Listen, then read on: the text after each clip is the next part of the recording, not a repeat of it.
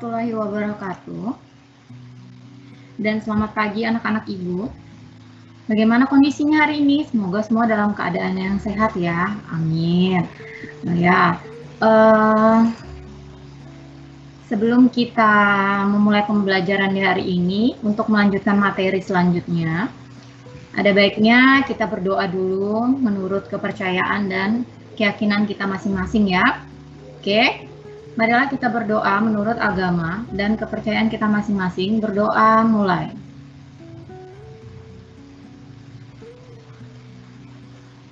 Selesai. Tidak lupa kita ucapkan puji dan syukur kehadirat Allah SWT karena pada hari ini kita masih bisa diberikan kesempatan, diberikan kesehatan, sehingga kita bisa bertemu kembali ya dalam pembelajaran daring hari ini, yaitu tepatnya pada hari Jumat tanggal 16 Oktober tahun 2020. Oke, seperti biasa Ibu ingatkan kembali, mohon kepada anak-anak Ibu, sebelum kita masuk kepada materinya silahkan alat tulisnya dipersiapkan ya. Jadi mohon dengan sangat setiap memulai pembelajaran itu alat tulis sudah dipersiapkan dengan baik. Kemudian untuk hari ini Ibu akan melanjutkan materi yang sebelumnya telah Ibu sampaikan. Jadi mohon untuk tetap fokus dalam menyimak apa yang Ibu sampaikan ya.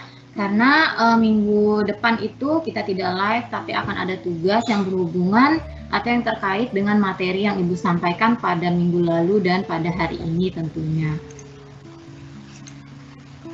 Oke. Adapun materi yang akan Ibu sampaikan itu masih sama ya, yaitu adalah pengolahan, di mana pengolahannya di sini kita akan mengolah hasil peternakan dan perikanan. Jadi pengolahan hasil peternakan dan perikanan. Adapun tujuan pembelajaran yang ingin kita capai, yang pertama yaitu adalah memahami pengertian jenis, manfaat, dan bahan pangan hasil peternakan dan perikanan, mengidentifikasi bahan, alat, metode, dan proses pengolahan yang digunakan pada pembuatan produk bahan pangan hasil peternakan dan perikanan. Ketiga adalah merancang pembuatan produk olahan makanan dari bahan pangan hasil peternakan dan perikanan. Oke, untuk materi yang sebelumnya itu sudah pernah Ibu bagikan di classroom ya. Oke, masih ingatkah kamu tujuan dari pengolahan bahan pangan hewani? Apa sih tujuan dari pengolahan bahan pangan tersebut? Nah, jadi tujuannya adalah untuk memperlambat kerusakan yang diakibatkan reaksi biokimia serta menghasilkan produk olahan yang secara sensorik yaitu meliputi aroma, rasa, kemudian tekstur, dan memiliki bentuk yang menarik serta bernilai gizi. Jadi tujuan pengolahan tadi, pengolahan bahan pangan hewani tadi adalah untuk memperlambat kerusakan yang diakibatkan reaksi biokimia. Karena pada dasarnya hewan peternakan dan perikanan ini kan dia gampang sekali membusuk. Itu sudah pernah Ibu jelaskan sebelumnya ya. Kemudian yang berikutnya, kita masuk kepada jenis yang kedua. Di sini kita akan membahas mengenai ikan perairan payau. Nah, ikan perairan payau itu apa? Kalau ditanya ikan perairan payau itu apa? Otomatis dia adalah ikan yang merupakan pencampuran antara perairan tawar dan air laut. Yaitu seperti muara. Apa sih itu muara? Ya, jadi muara itu adalah tempat wilayah badan air atau tempat masuknya salah satu atau lebih sungai ke laut, samudra, danau, bendungan, atau bahkan sungai lain yang lebih besar. Jadi dia ada percampuran ya antara yang di air tawar dan air laut. Contohnya itu tadi seperti muara. Nah, ini dia jenis-jenis ikan di air payau. Yang pertama itu adalah ikan bandeng. Ini gambarnya ya, ikan bandeng. Bagi yang belum pernah melihat, bisa melihat yang ada di layar. Kira-kira ikan bandeng itu bentuknya seperti ini. Dia memiliki tubuh yang memanjang, sesuai dengan gambar ya. Tubuhnya dia memanjang, kemudian dia agak gepeng. Warnanya itu hitam kehijauan dan keperakan di bagian sisi. Jadi di bagian sisinya ini yang memiliki warna keperakan. Oke.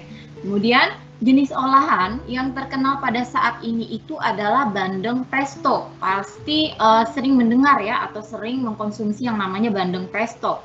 Jadi bandeng presto itu dia biasanya dimasak dengan cara dikukus atau direbus. Nah, gunanya untuk apa? Jadi dia membuat si ikan payong ini atau si ikan bandeng ini dia menjadi lunak. Jadi lebih nyaman untuk dikonsumsi. Kemudian bandeng presto ini dia berasal dari banyak sebenarnya ya, cuman yang menjadi di apa ya, oleh-oleh lah, semacam oleh-oleh gitu dia dikhaskan oleh kota Semarang. Seperti yang Ibu bilang kalau Samarinda tadi punya yang namanya amplang kan, itu hasil dari olahan ikan, kemudian dendeng. Nah, itu untuk di Kalimantan. Sedangkan untuk di kota Semarang dia biasanya digunakan sebagai oleh-oleh yaitu bandeng presto tadi. Kita lanjut ke jenis yang kedua. Jenis kedua itu adalah ikan kakap. Jadi ikan kakap itu dia memiliki dua warna, ada yang berwarna merah, kemudian ada yang berwarna putih. Nah, di sini Ibu memberikan contoh gambar ikan kakap yang berwarna merah ya. Oke, jadi kalau kakap putih itu dia ikan yang mempunyai toleransi yang yang memiliki toleransi yang cukup besar terhadap kadar garam. Jadi dia sangat dia itu memiliki kekuatan pada air yang memiliki kadar garam cukup tinggi. Itu untuk yang kakap putih. Kemudian kakap itu sendiri memiliki warna merah cemerlang, kemudian mulutnya lebar, sedikit serong dengan gerigi halus. Bagian atas penutup insang terdapat lubang kuping bergerigi. Kemudian jenis olahannya apa saja? Jenis olahannya itu dia biasanya diolah menjadi ikan frozen food. Contohnya itu seperti apa saja? Ada otak-otak, kemudian siomay, kemudian nugget, kira-kira seperti itu ya jenis olahannya yang biasa atau yang umumnya ada di Indonesia. Kemudian yang berikutnya itu adalah ikan perairan laut.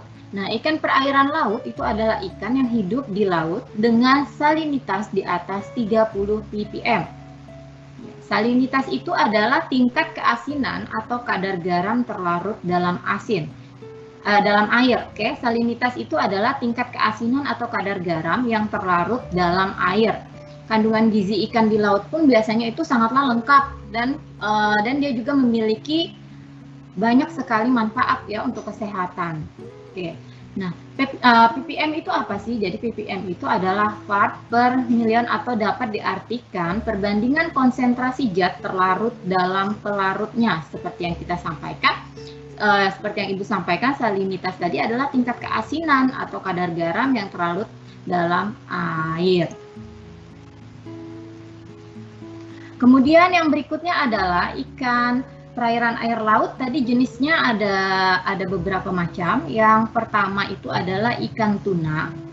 Ikan tuna itu adalah ikan perenang, ukuran tubuhnya itu kisaran antara 100 sampai dengan 225 cm.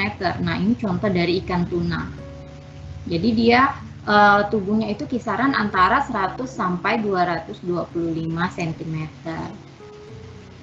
Nah, ini ciri-ciri tubuhnya itu dia tertutup oleh sisik kecil. Kemudian berwarna biru tua, agak gelap pada bagian atas tubuhnya. Sebagian besar memiliki sirip tambahan yang berwarna kuning cerah dengan pinggiran berwarna gelap. Nah, hasil olahannya apa saja? Hasil olahannya itu biasanya berupa filet ikan, kemudian stik tuna, kemudian ikan kaleng. Nah, itu macam-macam jenis olahan dari ikan tuna tadi. Yang berikutnya adalah ikan tenggiri. Ikan tenggiri memiliki tubuh yang memanjang dan pipih. Jadi dia ukurannya itu memanjang dan pipih, bersisik kecil dan tipis, dengan warna tubuh belang-belang biru gelap. Ikan tenggiri bermulut besar dengan taring yang tajam. Nah, dia juga hidupnya secara berkelompok. Kemudian dia tidak jauh dari pantai. Ini contoh dari ikan tenggiri ya. Untuk ukuran ikan tenggiri bisa mencapai 1 sampai 2,2 meter. Hasil olahannya itu apa saja? Ikan tenggiri itu biasanya diolah menjadi siomay, kemudian kerupuk, kemudian bakso, dan empek-empek biasanya seperti itu. Kalau yang ini biasa kalian konsumsi ya. Yang berikutnya itu adalah ikan kembung. Jadi ikan kembung itu termasuk ikan kecil yang memiliki nilai ekonomis cukup tinggi atau cukup baik.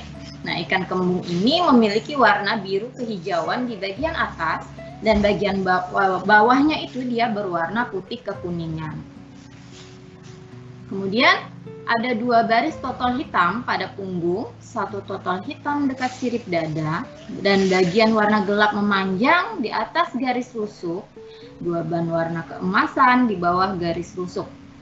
Nah, ini contohnya ya. Kemudian sirip ekor dan dadanya itu berwarna kekuningan. Sirip-sirip lain bening kekuningan. Ikan ini memiliki panjang maksimum 35 cm dengan panjang rata-rata 20 sampai dengan 25 cm. Biasanya ikan kembung itu diolah dengan cara digoreng, kemudian diolah menjadi bumbu balado, kemudian bumbu kuning, atau yang biasanya kalau di sini disebutnya dengan pindang. Jadi dia dimasak dengan bumbu kuning, ya, atau dengan kunyit. Berikutnya, tahukah kamu mengapa udang dan cumi-cumi termasuk dalam jenis ikan? Sekarang Ibu jelaskan dulu ikan itu apa. Jadi ikan itu adalah anggota vertebrata poikilotermik atau berdarah dingin yang hidup di air dan bernapas dengan insang, bernapas dengan insang. Nah, jadi kenapa sih si udang tadi dan cumi-cumi tadi termasuk dalam kategori jenis ikan? Kenapa? Karena ia tadi bernapas dengan insang. Nah, jadi sudah jelas ya kenapa udang dan cumi-cumi itu termasuk ke dalam jenis ikan. Selain dia merupakan anggota vertebrata yang berdarah dingin, dia juga hidup di air dan bernapas dengan insang. Kemudian yang berikutnya, ikan perairan laut. Yang pertama adalah udang. Nah, udang adalah binatang yang hidup di perairan. Udang ini dapat ditemukan di hampir semua genangan air, baik itu yang berukuran besar, kemudian dia bisa ditemukan di air tawar, payau, ataupun asin. Nah, banyak sekali jenis udang yang ada di pasaran ya. Jadi kita bahas udang-udang yang ada di Indonesia saja ya. Kemudian udang itu hanya bertelur di habitat air laut setelah dia menjadi dewasa. Udang betina mampu menelurkan berapa? 50.000 hingga 1 juta telur dan akan menetas setelah 24 jam menjadi larva. Nah, larvanya di sini disebut apa? Nauplius. Tolong diingat ya, atau digarisbawahi atau dicatat pada bukunya. Kemudian larva ini kemudian bermetamorfosis menjadi zoa dan memakan ganggang liar. Prosesnya ini berlangsung selama 12 hari. Dan pada tahap ini udang muda yang disebut benur itu siap dibudidayakan. Jadi udang muda yang bisa dibudidayakan itu disebut dengan benur.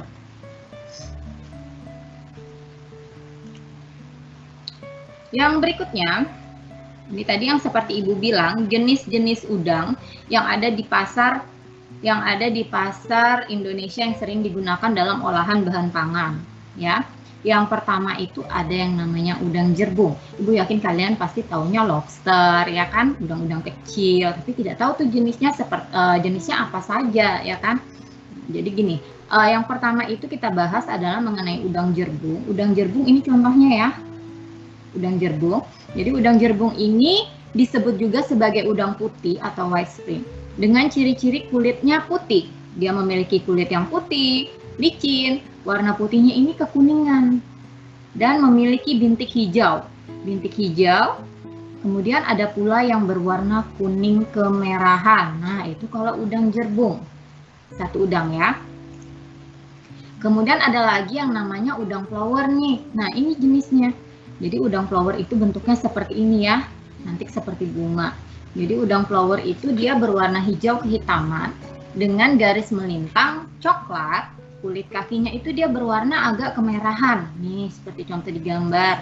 Corak warnanya dia seperti bunga, makanya disebut dengan udang flower. Nah, mungkin itu tadi yang dapat Ibu sampaikan ya pada kesempatan kali ini. Minggu lalu, Ibu sudah menjelaskan mengenai ikan ya, ikan. Pertama yang Ibu jelaskan itu adalah apa sih itu jenis-jenis ikan, pengertiannya, manfaatnya, kandungannya apa saja, mungkin seperti itu.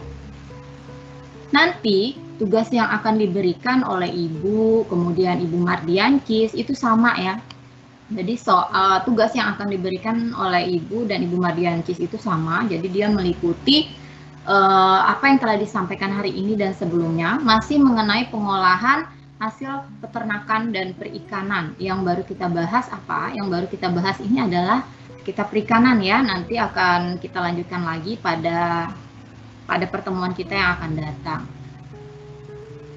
Sebentar, mungkin Ibu bisa mengulang kembali. Nah, ini di sini Ibu ingatkan kembali tujuan dari pengolahan bahan pangan itu apa? Yaitu tadi untuk apa? Untuk memperlambat kerusakan yang diakibatkan oleh reaksi biokimia.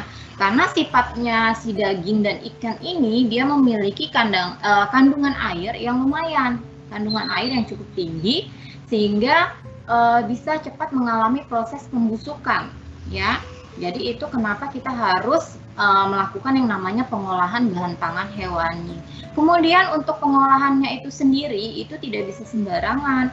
Jadi nanti kalau makanan itu terlalu lama kalian masaknya, vitaminnya berkurang, kemudian tidak baik bagi kesehatan. Apalagi itu kalau dibakar ya. Nah, dibakar itu juga tidak baik untuk kesehatan, apalagi yang menggunakan arang. Karena apa? Tadi arangnya tadi akan tercampur pada bahan yang kita bakar tadi. Kemudian kalau ikan yang sebelumnya itu Ibu bahas itu ikan air tawar ya. Jadi ada banyak sekali ikan air tawar, ada ikan emas, kemudian ikan apa lagi kemarin? Ikan lele ya, banyak sekali. Kemudian yang hari ini adalah ikan air payau, yaitu ikan apa tadi? Ikan yang hidupnya itu di air payau, percampuran antara air tawar dan air laut. Contohnya itu seperti muara. Kemudian tadi kita membahas sudah sampai dengan air laut, kemudian udang, itu sudah pun kita bahas. Sepertinya itu saja yang dapat Ibu sampaikan pada kesempatan kali ini ya. Jika ada pertanyaan silahkan ditanyakan, bisa langsung di chat saja. Untuk tugas-tugasnya yang masih kosong, Ibu ingatkan kembali, mohon dengan sangat minggu ini dapat dilengkapi. Karena setelah di-input itu tidak bisa Ibu ganti lagi ya, jadi nanti bisa diganti tapi nanti setelah kalian mendapatkan hasil dari rapot PTS tadi. Nah, untuk PTS itu kan nilainya ada yang di bawah KKM tuh, nah itu ada banyak sekali siswa yang bertanya, Bu, apakah ini nanti akan ada remedi? Iya, nanti akan ada perbaikan untuk nilai PTS tersebut. Tapi sementara nilai PTS yang akan dilampirkan di rapot itu adalah murni nilai asli ya. Jadi ya seperti itu tadi. Silahkan dilengkapkan tugas-tugasnya, dikirimkan langsung ke Ibu, karena Ibu tetap akan memberikan nilai 0 jika tugasnya itu tidak terpenuhi. Mungkin itu saja. Pak Sam, apakah ada pertanyaan dari anak-anak?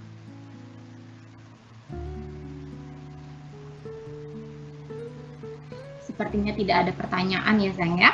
Oke, mungkin seperti ini. Ibu ingatkan kembali pada saat live, usahakan kalian sudah menyiapkan alat tulis ya. Jadi nanti apa yang kalian bingung, apa yang menurut kalian susah, itu silakan dicatat, silakan jawab ke Ibu, silakan ditanyakan langsung. Untuk tugas-tugas Ibu tetap akan memberikan pada classroom. Kecuali masa dari tugas itu sudah terlalu lama, itu akan Ibu hapus dan otomatis kalian harus mengirimnya lewat Wapri ke Ibu langsung ya. Mungkin seperti itu. Kemudian untuk ulangan nanti akan dikabarin lagi. Yang jelas minggu depan ada tugas yang menanti kalian. Tolong dikerjakan dengan baik. Perhatikan instruksinya. Apakah tugas itu diketik ataupun ditulis tangan. Jadi tolong diamati baik-baik ya. Nanti jika sudah silahkan langsung diupload pada classroom masing-masing. Mungkin itu saja yang dapat Ibu sampaikan pada kesempatan kali ini. Kurang lebihnya Ibu mohon maaf apabila ada kesalahan dalam penyampaian. Ibu ucapkan wassalamualaikum warahmatullahi wabarakatuh.